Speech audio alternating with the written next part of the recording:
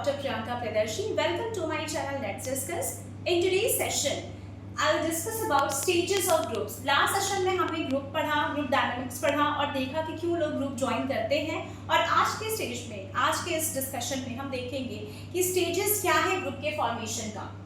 तो ग्रुप के फॉर्मेशन के बेसिकली 5 स्टेजेस होते हैं। इसको देने वाले जो है वो टकमैन है, इसको टकमैन स्टेजेस ऑफ डेवलपमेंट बोलते हैं। ये साइकोलॉजिस्ट थे।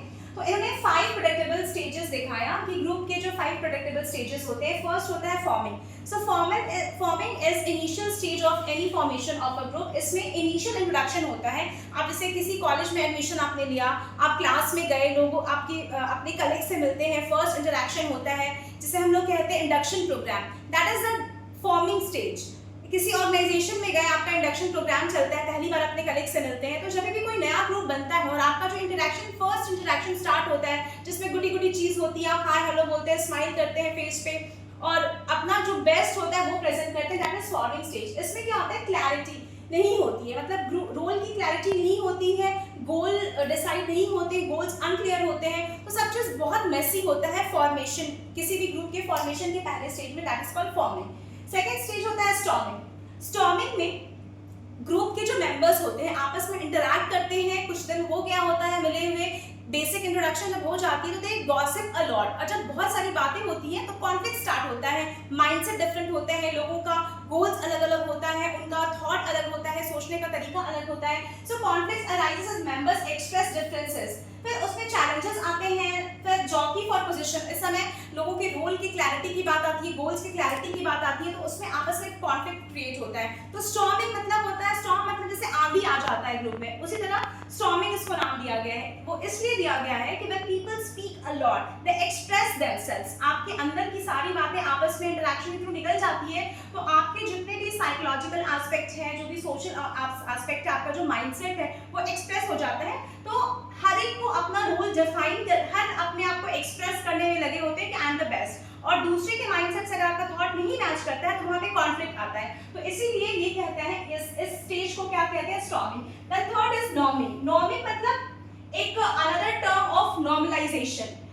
कॉन्फ्लिक्ट क्रिएट हो गया, आपस में बहुत सारे कॉन्फ्लिक्ट्स हैं, रोल बिल्कुल क्लियर नहीं है, देन आपस में हम लोग बात करते करते यूज्ड टू हो जाते हैं कि अच्छा ये तो इसी माइंडसेट का है, इसके थॉट्स ऐसे ही है, देन वी स्टार्ट एक्सेप्टिंग, क्योंकि हमारे पास कोई ऑप्शन नहीं रहता है। लाइक आप किसी ऑर्गेनाइजेशन में ज्वाइन करते हैं, इनिशियली आपके थॉट्स मिसमैच होते हैं, फिर आप धीरे धीरे एडजस्ट करने लगते हैं, अपने आप को उसमें सेट करने लगते हैं, सबमर्ज होने लगते हैं। तो वो कहते हैं नॉर्मलाइजेशन। धीरे धीरे उसी सिचुएशन में आप नॉर्मल हो जाते हैं और वो जो स्टॉर्मिंग का फेज होता है वो खत्म हो जाता है। So cohesion develops role solidity and shared norms and values emerges. हम लोग कॉमन गोल पे काम करना शुरू करते हैं और अपने थॉट्स और अपने माइंडसेट को सप्रेस करते हैं, और हम लोग ऑर्गेनाइजेशन के गोल और जो शेयर्ड गोल्स है उस पे फोकस ज्यादा करते हैं। देन परफॉर्मिंग, जब हम साथ डांट बिठा लेते हैं, आपके जो भी ग्रुप के मेंबर्स होते हैं, टीम के मेंबर्स होते हैं, वो आपस में एडजस्टमेंट कर लेते हैं, तो अब फोकस्ड होता है और रोल जो होता है वो बिल्कुल स्पेसिफाइड हो जाता है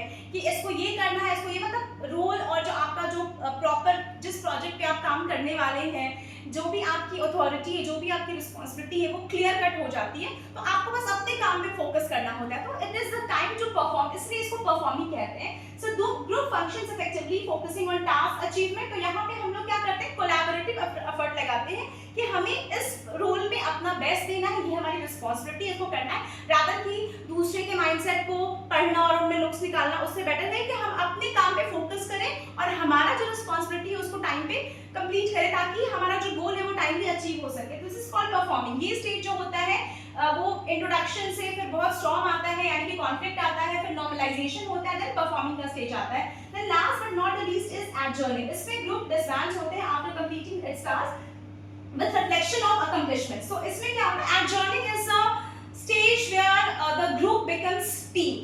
तो परफॉर्मिंग में क्या होता है कि ग्रुप अलग अलग जो मेंबर होते हैं एज अ टीम काम करते हैं। परफॉर्मिंग में एक कॉमन असाइनमेंट को, प्रोजेक्ट को कंप्लीट करते हैं एज अ टीम। जब टीम बन गया और गोल अकम्प्लिश हो गया, देन इट्स योर चॉइस। अगर ऑर्गेनाइजेशन आगे फर्दर प्रोजेक्ट्स करना चाहते हैं या आप ग्रुप मेंबर्स मिलकर किसी नए प्रोजेक्ट पे काम करना चाहते हैं, then you can go ahead. लेकिन अगर काम वही खत्म हो गया, देन द स्टेज का दैट इज एडजर्निंग, वहां पे ग्रुप को खत्म कर दिया जाता है। एज फॉर एग्जांपल, आप कॉलेज में अगर कोई इवेंट होता है तो एक ग्रुप बनता है जिसमें cultural committee, cultural team, different different groups बनते हैं और जैसे इवेंट खत्म हो जाता है, ग्रुप एग्जिट हो जाता है, वैसे अगर आपका प्रोजेक्ट कंप्लीट हो गया तो ग्रुप क्या होता है, वो एडजॉर्न होता है। तो इसमें अकम्प्लिशमेंट के बाद, प्रोजेक्ट के अकम्प्लिशमेंट के बाद का ये स्टेज होता है। This is all about today's session. अगर आपको मेरा लेसन अच्छा लगा then keep watching my videos and stay tuned with me and keep learning, keep smiling. Thank you.